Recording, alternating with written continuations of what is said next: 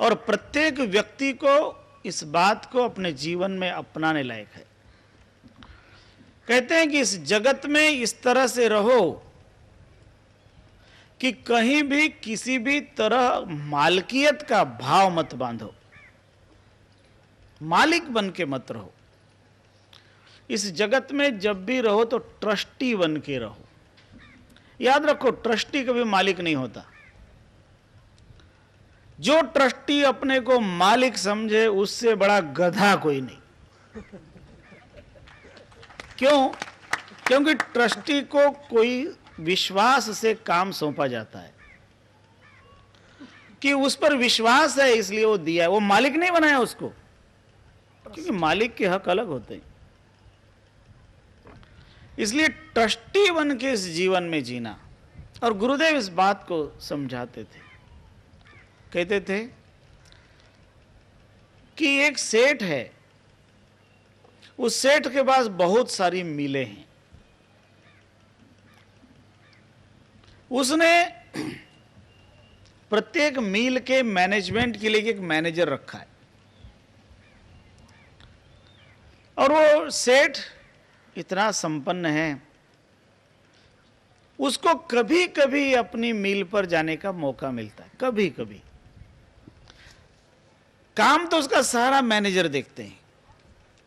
Manager ही माल खरीद के लाता है, मैनेजर ही माल का उत्पादन करता है, मैनेजर ही उस माल को बेचता है।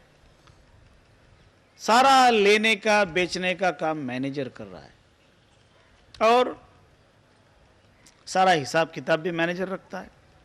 मालिक तो कभी कभी आकर के उस हिसाब किताब को चेक करता है। अचानक कुछ ऐसा हुआ और उस सेठ के बिजनेस में भयंकर घाटा हुआ, नुकसान हुआ। और बिजनेस में बहुत नुकसान हुआ, इस बात की खबर जब मालिक को लगी तो उस मालिक को हार्ट अटैक आ गया। वो टेंशन को नहीं सहन कर सका और उसको हार्ट अटैक आ गया। वो मैनेजर को कुछ नहीं हुआ, मैनेजर को कोई अटैक वगैरह नहीं आया, जबकि मील का सारा काम वो मैनेजर करता था, लेन देन वगैरह सब कुछ वही करता था। लेकिन मैनेजर के लिए मील में जब लाभ होता था तो भी खुशी नहीं होती थी, और अब नुकसान हुआ तो भी कोई खुशी नहीं। लाभ होता था तो मालिक तो शैंपेन उड़ाता था, और अब नुकसान हुआ तो मालिक को अटैक आ गया। क्यों? जबकि काम तो मैनेजर देख रहा है सब। वास्तव में मालिक ने अपने आप को उसका मालिक माना कि ये मेरा है। और जब कोई उसको मेरा मान के करता है ना, तब उसका असर उस पर होता है। और मैनेजर कहता है कि ये तो भाई मालिक का है, लाभ होगा तो भी मालिक का, नुकसान होगा तो भी मालिक का, मुझे तो अपनी तनख्वाह से लेना है। वो क्या सोचता है कि मेरी जो तनख्वाह है, मेरा जो वेतन है, वो वेतन उतना ही मेरा अधिकार है, इसलिए वो और अधिक नहीं चाहता, इसलिए उसको कोई अटैक वगैरह नहीं आता। यदि आदमी इसी तरह से इस जगत में मैनेजर बन के रहना सीख लेना तो वो बड़ा सुखी रहेगा। वास्तव में आदमी तो मैनेजर ही है, सारा व्यवहार तो करना ही है, लेकिन जो स्वामित्व का भाव है वो ईश्वर को सौंप देना, वो सदगुरु को सौंप देना। हे सदगुरु, ये सब आपका है।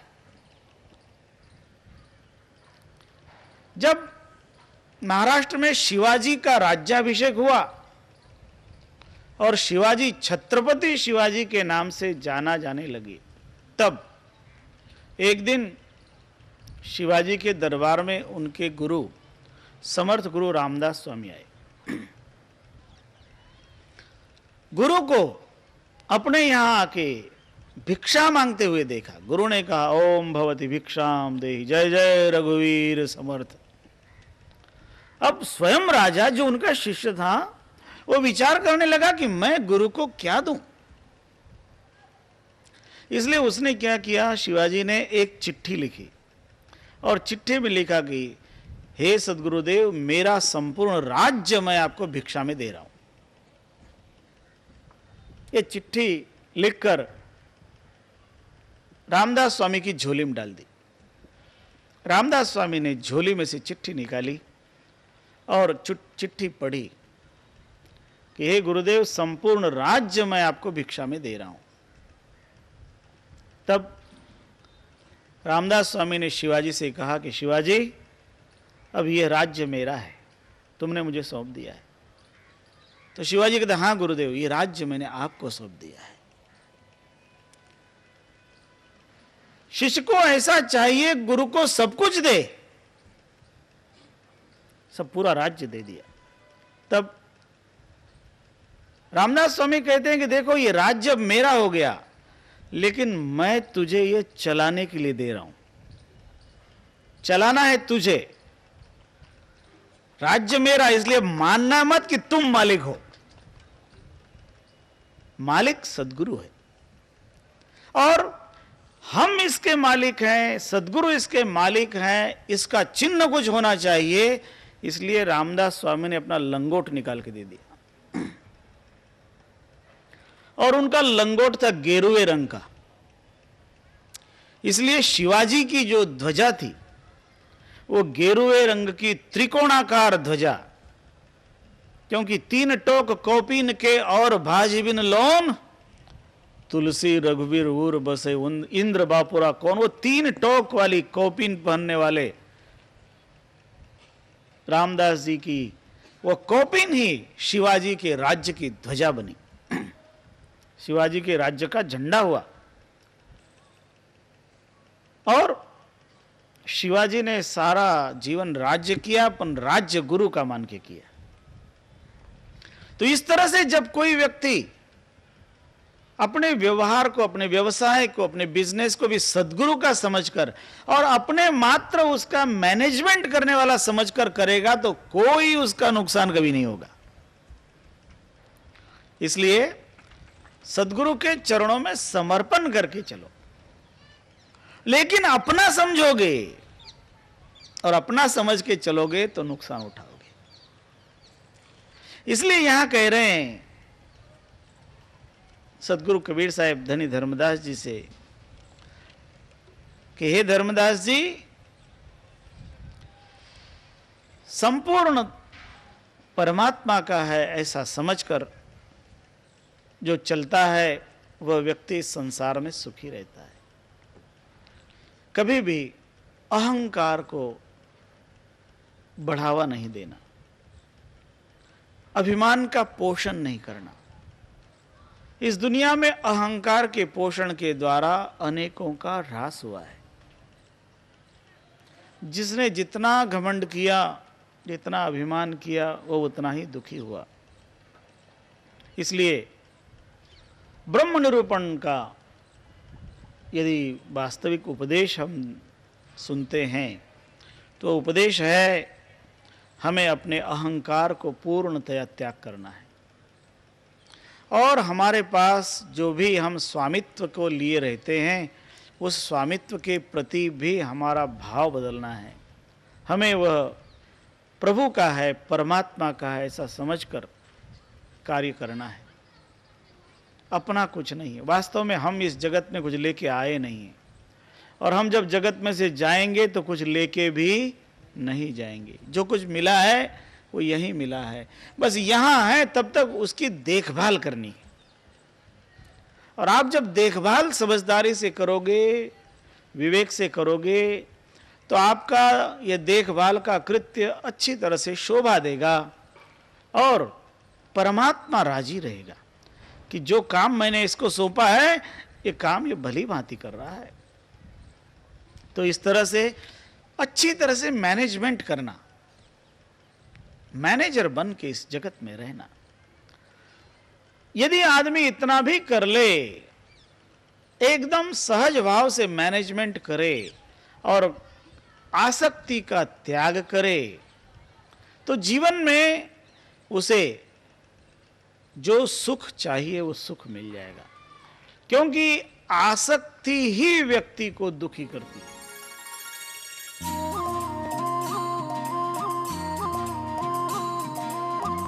उससे अनेक बार ये ब्रह्म निरूपण की कथा सुनी और बहुत लोग पहले ब्रह्म निरूपण का आयोजन भी करते थे। बहुत समय से इसका आयोजन नहीं हुआ था, इसलिए इस बार इसका आयोजन रखा। जब 10 साल पहले गुरुदेव का भंडारा हुआ था तब ये आयोजन किया था और 10 साल के बाद ये ब्रह्म निरूपण की कथा हो रही। अब प्रभु से ऐसी प्रार्थना करते हैं कि ये ब्रह्म निरूपण का प्रसंग बार बार आवे। इसलिए परमात्मा से हम लोग प्रार्थना करें। और फिर अब जो आगे का कार्यक्रम है, क्योंकि आज रात को आनंद आरती है, यहाँ से ब्रह्म निरूपण ग्रंथ की आरती होगी। आरती के पश्चात जो हमारे संत लोग जो ग्रंथ पर पाठ करने के लिए विराजमान हैं उनका सम्मान होगा और मुख्य आरती के पश्चात यहाँ से हम लोग शोभा यात्रा निकालेंगे और शोभा यात्रा के साथ आश्रम में पधारेंगे। वहाँ पर मंदिर में पोथी की पुनः स्थापना होगी, ग्रंथ की पुनः स्थापना होगी और कल हम ये ग्रंथ जिनका है उनको सौंपेंगे। इसलिए जो महापुरुष ग्रंथ पर पाठ करने के लिए बैठे हैं वे उन ग्रंथ में से कोई ले न लें, उनको जरूर होगी तो हम बाद में देंगे। जो अभी रखे हैं पोथी पे वो वैसे ही रखने के हैं। और रात्रि में आनंद आरती का कार्यक्रम है और सबको उस आनंद आरती में शामिल होकर सद्गुरु के प्रति अपनी श्रद्धा और अपनी भक्ति को अभिव्यक्ति करने का रात्रि में मौका है। सद्गुरु रामस्वरूप दास जी महाराज साहेब, सद्गुरु शांतिदास जी महाराज साहेब अपने सबको निरंतर आशीर्वाद प्रदान करें। उनकी कृपा से उनके जो कार्य हैं उनके कार्यों को हम लोग आगे बढ़ाते रहें और जन सेवा के अनेक कार्य और भी आगे होते रहें। यह हम सद्गुरु के श्री चरणों में प्रार्थना करते हैं। सद्गुरु परम कृपालु हैं, परम दयालु हैं। वे दया के सागर, ज्ञान के आगर और उन्हीं की दया से ही व्यक्ति के सारे कार्य सिद्ध होते हैं। हम सबको सद्गुरु के प्रति समर्पित भाव से प्रार्थना करनी चाहिए। गुरु बंदी छोड़ दयालु साहेब, सकल मति के भूप हो तुम, ज्ञान रूप अखंड पूर्ण आदि ब्रह्म स्वरूप। गुरु दीन बंधु दयालु साहेब, करहु मम उद्धार। कर दरार पुकारहि गुरु, तार तारण हारहु। गुरु तार तारण हारहु। गुरु तार तारण हारहु। बोलो सद्गुरु देव की जय। इस यज्ञ में जो जो लोग शामिल हुए हैं और जिन्होंने कैंसर हॉस्पिटल के लिए कुछ योगदान प्रदान किया है उनको हम धन्यवाद देते हैं और सद्गुरु से प्रार्थना करते हैं कि परमात्मा सद्गुरु उन्हें वारंबार ऐसे शुभ कार्य करने की शक्ति प्रदान करें जिनके द्वारा और भी अच्छे से अच्छे शुभ कार्य भविष्य में होते रहें।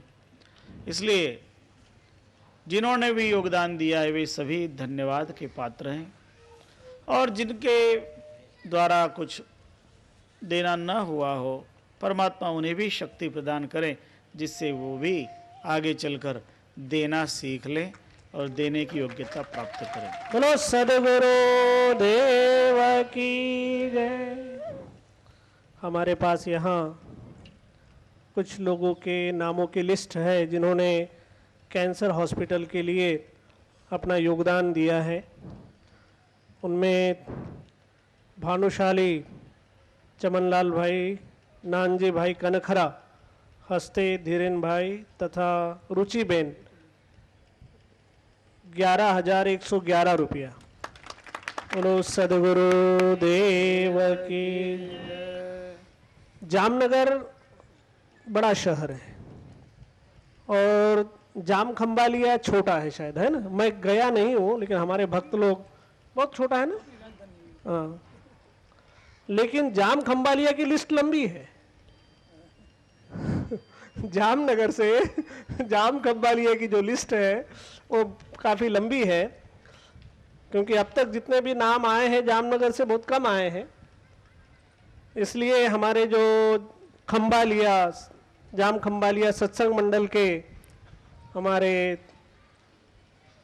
परम सम्माननीय भक्त श्री नानजी भाई वहाँ रहते हैं। उन्होंने काशी में अपने मंदिर में भी बहुत दिनों तक सेवा की है और वो बहुत लोगों को प्रेरणा देते हैं। हमारे नानजी भाई मंजी भाई परमार, उनकी प्रेरणा से यहाँ 22 लोगों ने, उनका नाम मैं आपके सामने अभी पढ़ रहा हूँ, उन्होंने सब लोगों ने 11,111 रुपया यहाँ कैंसर हॉस्पिटल में योगदान दिया है। कुल मिला के 2,65,400 रुपया ये खंबालिया सत्संग मंडल की तरफ से बापू के चरणों में भेंट हुआ है। उसमें सर्वप्रथम 13,333 रुपया श्री नानजी भाई ने अपनी माता स्वर्गीय लाडूबेन मंजी भाई परमार के स्मरणार्थ प्रदान किया।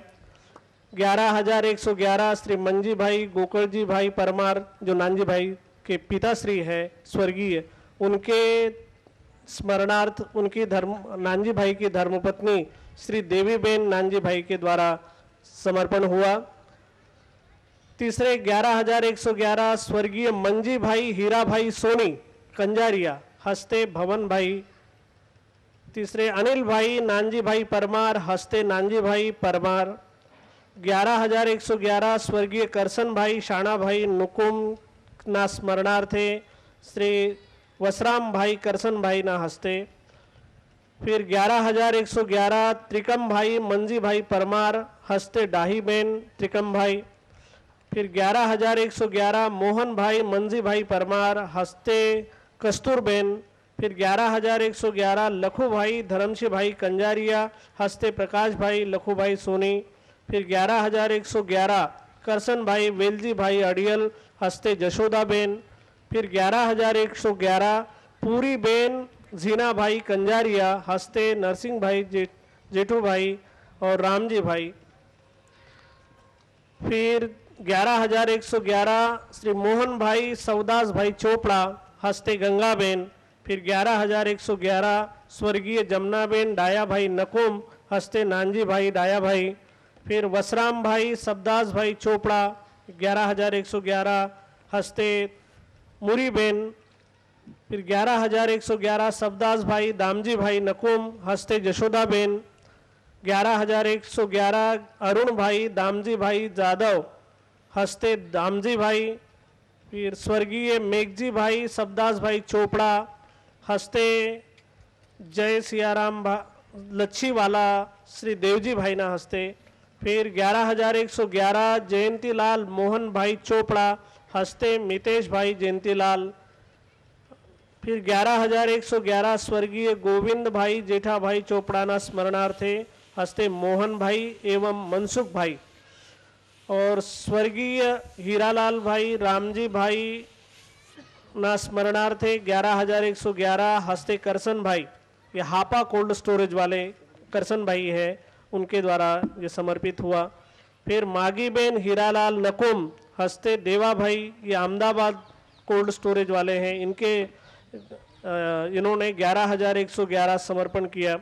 फिर ह्यूबेन लखूभाई कंजारिया, हस्ते मूलजी भाई लखूभाई सोनी, इन्होंने भी 11,111 समर्पित किया।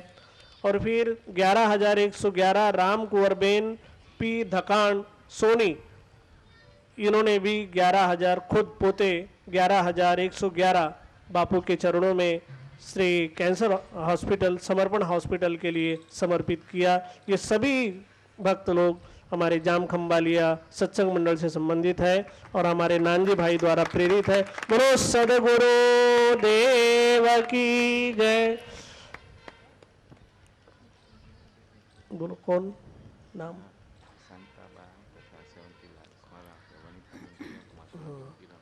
स्वर्गीय शांतालाल भाई सेवाल शांताबा, हाँ, तथा सेवंती लाल जी ना स्मरणार्थे 11,000 रुपया 111 वनिता भाई किरण कुमार सोलंकी और किरण भाई सोलंकी, और 5,111 प्रभुलाल लालजी भाई नंदा तरफ थी, और 11,111 स्वर्गीय भानुशाली प्रभुलाल लालजी भाई नंदा, हस्ता रुक्मिणीबेन प्रभुलाल।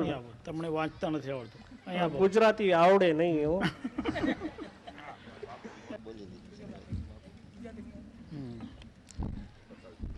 11,111 સ્વર્ગીય ભાનુશાળી પ્રભુલાલભાઈ લવજીભાઈ નંદા, જેમના સ્મરણાર્થે પૂજ્ય રૂક્ષ્મિણીબેન પ્રભુલાલભાઈ નંદા, જે રાજદૂત પરિવારવાળા છે,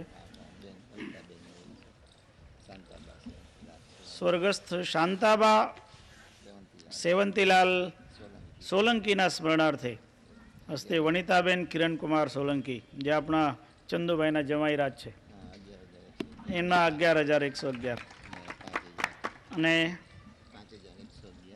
ક્યાં છે એ તો આ ગયા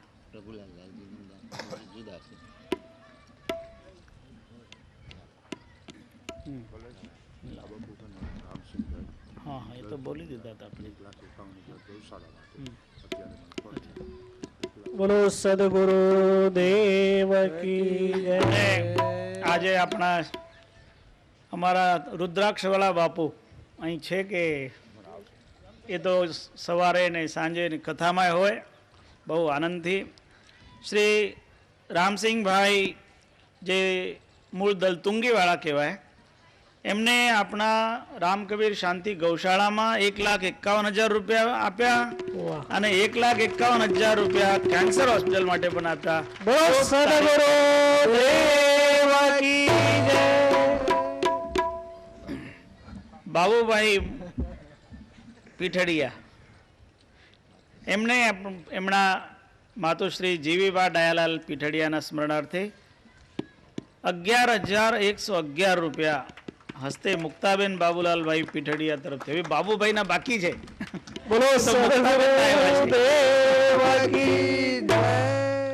સાચી રીતે આ દાનની ગંગા છે, એ વવડાવવી પડે અને એમાં જેને જેને પણ યોગદાન આપવું હોય બધા જ ખૂબ શ્રદ્ધાપૂર્વક અને નિષ્ઠાપૂર્વક આપજો। આપણા જામનગર માટે જ આપણે આ એક હોસ્પિટલ તૈયાર કરી રહ્યા છે અને જામનગરમાંથી પણ ફંડ ભેગો થવો જોઈએ, કારણ અત્યાર સુધી તો આપણે બહારથી જ ફંડ લઈ આવતા હતા, બધા બહારથી જ લાવવાનું, બહારથી લાવીને કરવાનું। હવે વિચાર કર્યો છે કે નહીં, થોડાક બધાને આપણે અહીંની પણ લાગવી જોઈએ ને, થોડોક જ્યારે જેટલું બને એટલું, કારણ ભગવાન રામચંદ્રજીનો સેતુ બંધાતો હતો ત્યારે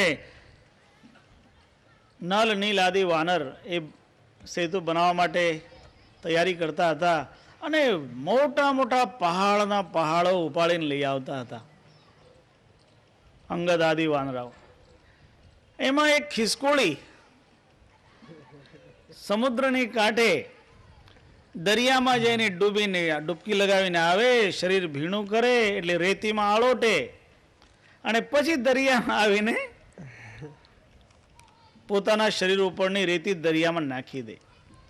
તો એ જોઈને ભગવાનને થયું કૌતુક લાગ્યું, એટલે ભગવાને એને હાથમાં ઉપાડી લીધી અને એની ભાવના સમજી ગયા કે જો આ સમુદ્રને પાટવા માટે આ થોડી થોડી જેટલી થાય એટલી રેત પણ એ નાખવા માટે જઈ રહી છે.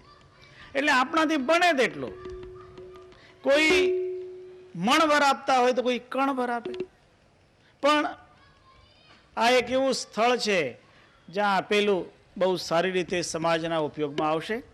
એટલા માટે આ કેન્સર હોસ્પિટલમાં આપણા જામનગરના જે ખાસ આપણા ભક્તજનો છે ને અન્ય બધા પ્રેમીજનો છે એ બધાને અમે આગ્રહ કરીએ કે બધા એમાં અત્યારે આ આયોજનમાં નહીં તો પાછળથી પણ જ્યારે તમારી ઈચ્છા હોય ત્યારે લખાવી શકો. એમાં જે 11,000 રૂપિયા ઉપરના બધા જે ડોનેશન્સ હશે એ બધા શિલાલેખમાં આવશે. કારણ અમારું ટાર્ગેટ જરા મોટું છે એટલે એનો બોટમ લેવલ જરા ઊંચું રાખવું પડ્યું. અચ્છા, અમારા શ્રી વસ્તાભાઈ એમના તરફથી તો બધું છે જ, એ તો બધું મહેનત કરતા જ હોય કાયમ. એમને આ કેન્સર હોસ્પિટલ માટે પણ 51,000 રૂપિયા આજે જાહેર કર્યા છે. હમણાં એના પહેલાં જ એમને ત્યાં જે મેડિકલ સ્ટોર બનાવ્યું એ પૂજ્ય લાખીબા અને બધાએ 3.5 લાખ રૂપિયા એમાં પણ ડોનેશનમાં કાયમ હોય જ. અમારે એમને કેવું જ નહીં પડે, કારણ જે પૂર્ણ સમર્પિત હોય. મારે વસ્તાભાઈની સામે કહેવું નહીં જોઈએ પણ કહીએ, કારણ કોઈ વખત સત્ય કહેવું પણ પડે. આપણે જ્યારે વસ્તાભાઈને તમે મળવા જવાનો હોય તો ક્યાં મળી શકો? હોસ્પિટલ, સમર્પણ હોસ્પિટલ. ક્યાંય મળવાનું હોય તો એ તમને સમર્પણ હોસ્પિટલમાં મળે. સવારે 9 વાગે હોસ્પિટલમાં આવે, બપોરે માત્ર જમવા ટાણે ઘરે જાય, પાછા આવે, સાંજે રાત્રે 9 વાગ્યા સુધી ત્યાં તમને મળી શકે. એવી રીતે સંપૂર્ણ સમર્પિત, અને એમને જે વ્યવસ્થા માટે પણ ધ્યાન આપીને બધું કરાવ્યું છે. તો જેવી રીતે એમના પૂજ્ય પિતાશ્રી શ્રી નરહરિભાઈ, અમારા ગુરુદેવ એમને નરહરિભાઈ કહેતા હતા એટલે હું કહું નરહરિભાઈ, અને જેને બધા જેઠાભાઈ તરીકે ઓળખે, એમણે પણ એવી જ સેવા હતી. અને જે તનથી સેવા કરે, મનથી સેવા કરે, ધનથી સેવા કરે, દરેક રીતે સેવામાં જોડાયેલા હોય. તો એવી રીતે શ્રી વસ્તાભાઈ, એમના મોટાભાઈ શ્રી ભાયાભાઈ અને પૂજ્ય લાખીબા, એટલે અમે છે ને એમને અમારાથી જુદા માનતા જ નથી. બોલો સદગુરુ